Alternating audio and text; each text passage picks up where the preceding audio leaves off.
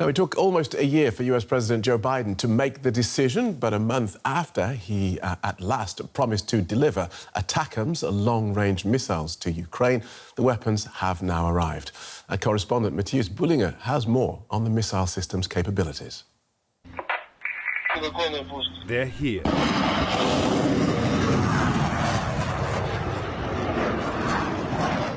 Ukraine's armed forces say these are American ATACMS missiles.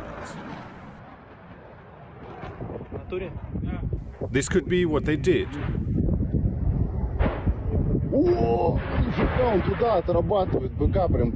Ukraine released this video of an airfield near occupied Berdyansk being hit and helicopters being destroyed. Sources told American media it was ATACMS at work.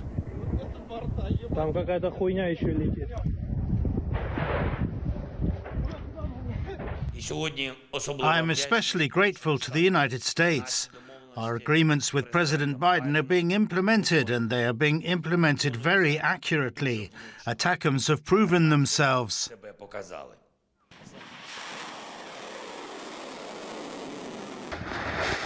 The ATACMS is a ground-launched ballistic missile system. With a range of up to 300 kilometers, they can hit deep behind the lines, in action here in South Korea. Ukraine has long been asking for them, but the US hesitated to deliver for fear of escalation. It was only after Britain and France delivered aircraft-launched cruise missiles with a similar range that the US position shifted. Both systems can destroy targets like supply lines, ammunition dumps, and airfields deep in occupied territory. Both systems have their pros and cons.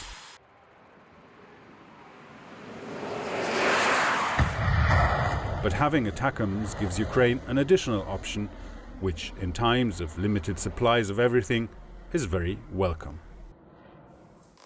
A report from our correspondent Mathias Bölinger, who joins us now from the Ukrainian capital. Welcome, Mathias. Reports say Russian forces have been caught off guard by the use of ATACMS. What more can you tell us? Yeah, that seems to be the case, and the reactions have been correspondingly from Russia.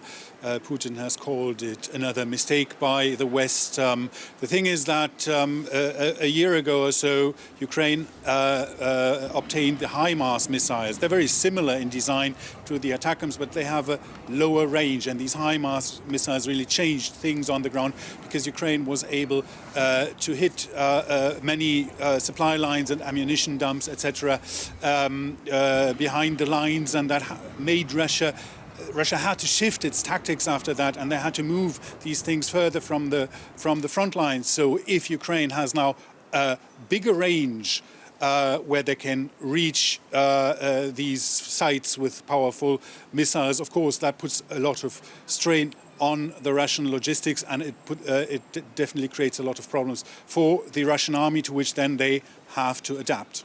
And on that, as far as we know, these missiles will only be available in limited numbers. So will they add significantly to Ukraine's tactical options?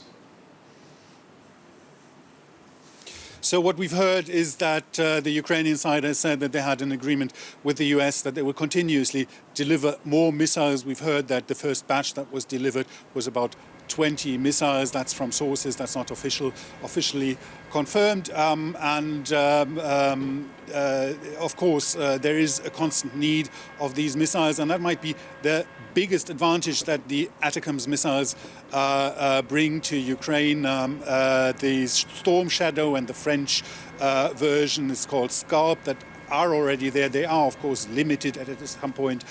They need new supplies, and of course America has a lot bigger supplies than France or Britain, so that is one thing. Numbers are important here. And also these missiles, these ATACMS, they are ballistic missiles. They go up in the air and then they come down in a pretty steep angle. It's very difficult to intercept this kind of missiles, whereas the Storm Shadow and Scarp, they are cruise missiles. They fly in a flatter curve, and they have their own advantages. They have bigger warheads, for example, against some very sturdy structures. They might be more useful than the ATACMS. They can also fly detours, etc. All of them have their special characteristics, but for different tasks, the one or the other might be more useful.